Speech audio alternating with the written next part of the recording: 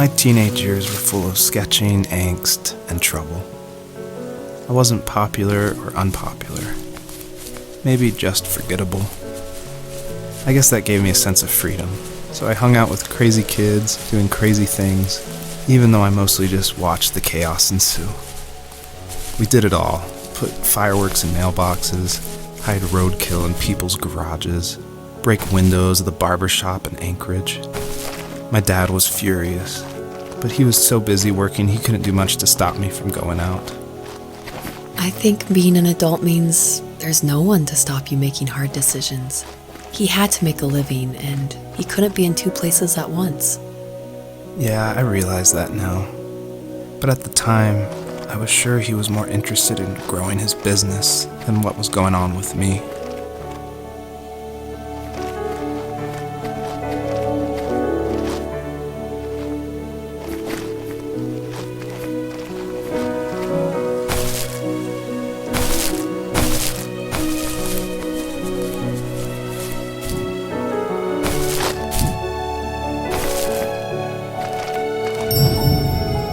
This is the level that I showed at PAX West, which was a crazy dream come true that this hobby project was being shown next to all these amazing indie games. So I decided to show this level because it's smaller, there's like some jumping puzzles, and I thought it was a good entry into the game. But the one thing I can't seem to forget is right before we opened to the public, there was an indie dev superstar. Like, you've definitely heard of his games. And I was like terrified. He wanted to try it out. So I said, of course, like, please give me your feedback. And he was super nice, super talented, of course. But this embarrassing bug happened, which I'd never seen before in my life, where when he dug the item up, he jumped right after, and it created the dust cloud to permanently be on the rest of the level. It wouldn't turn off. So it looked like this fart cloud following the fox as it just kept running with this beautiful music and serious voiceover. And it was horrible. I think about that every time I look at this level. But, I was able to fix it, so I'm glad someone could at least find that bug.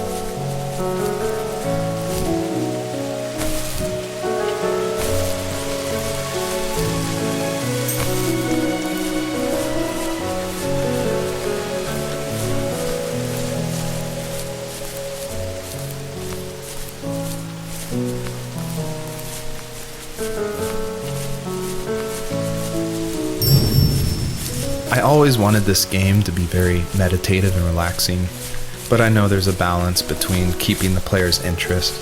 So I added this butterfly jumping mechanic just to spice things up.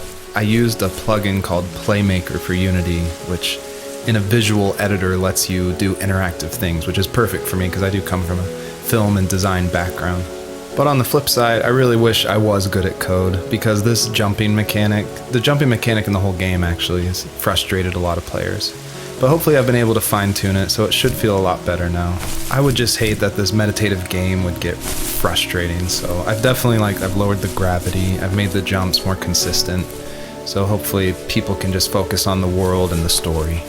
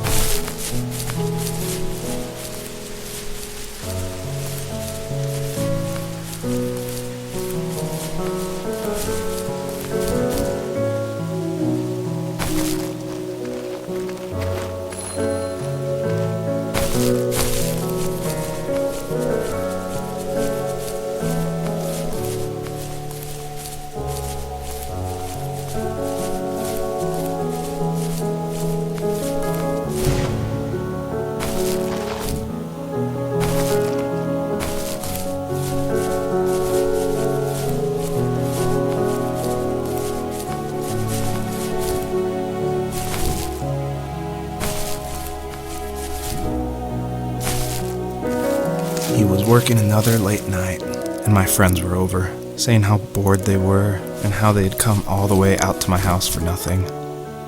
One of them mentioned how that old, ugly beyond belief truck was still in the garage, and how we should take it for a spin.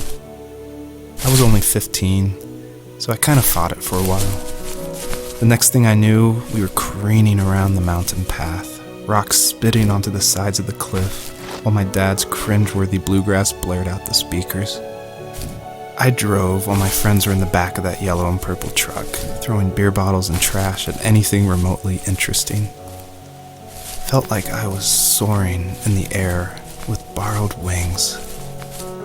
But all good things have endings. A cop outside of Eagle River pulled us over after he saw us in a bottle rocket into someone's yard. What followed was a long night of talking to disappointed adults and feeling smaller than ever.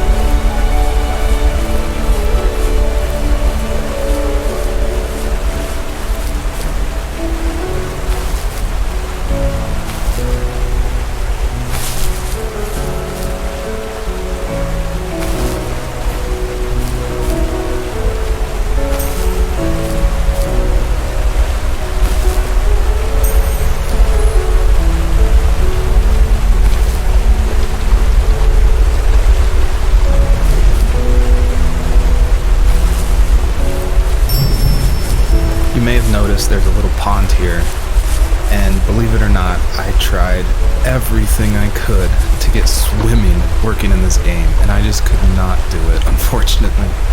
And so all the water in this game you can just stand in, which is, it still like bums me out, but the systems were not working, it was buggy. So I just had to throw it out, which, you know, I think it's okay. Like, I wish it was there, but again, the focus of this game is on the story.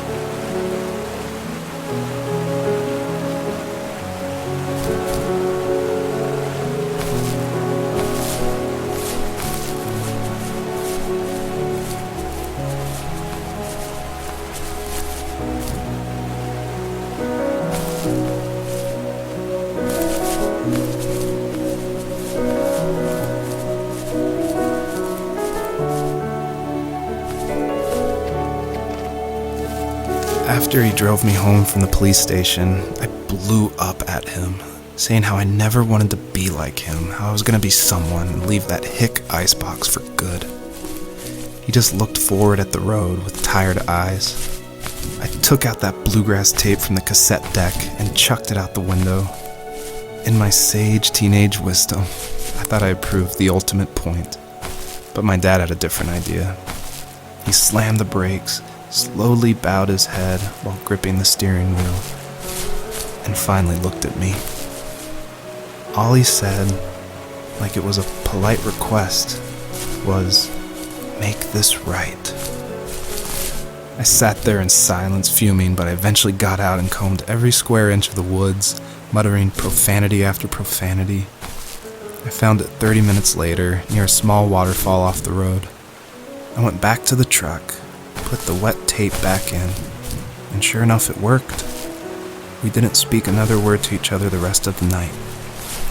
Wow, I knew you were a crazy teenager, but... It's hard to believe, isn't it? It surprises me too. It's like I didn't really know who that kid was back then. I bet my dad thought the same thing over and over. It's almost like he was saying, "Make this right," to himself, more than to me.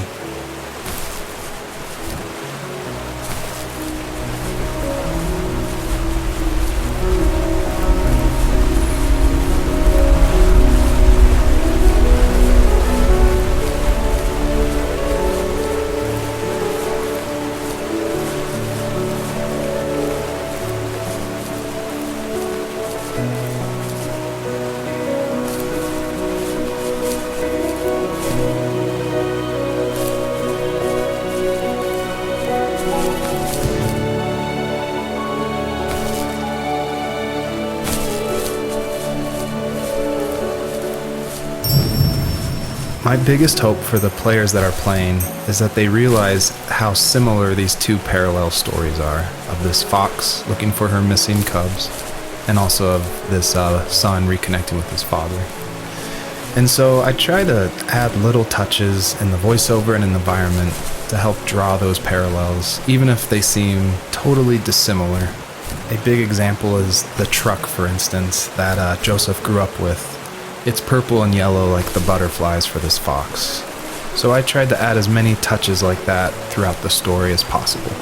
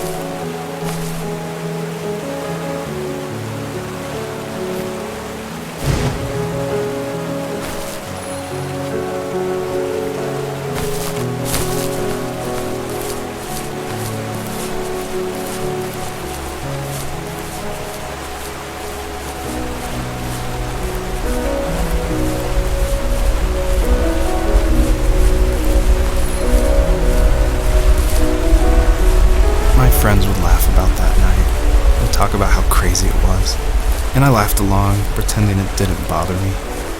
But it did. I imagined my friends growing old in the bush, unable to find that thrill in those godforsaken ice fields. It's like those mountains were a literal wall, keeping me from leaving, where all I would have to look forward to are lumber yards and evening beers. I had to climb over. That was my only goal for a long time.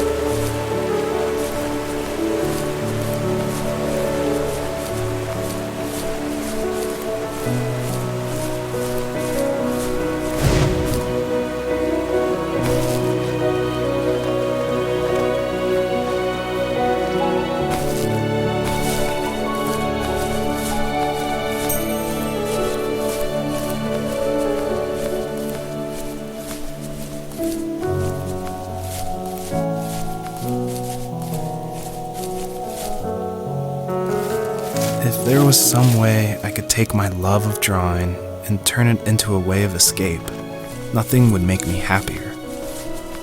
I wanted to create instead of tearing trees down. I wanted to move to the lower 48, not because I hated it there in Alaska, but I hated the idea of it. It's like all of that spite inside me had created this monster which followed me around my whole teenage years. I put so much energy into doing what others didn't expect of me. Why did I do that? There's one fact you're forgetting, though.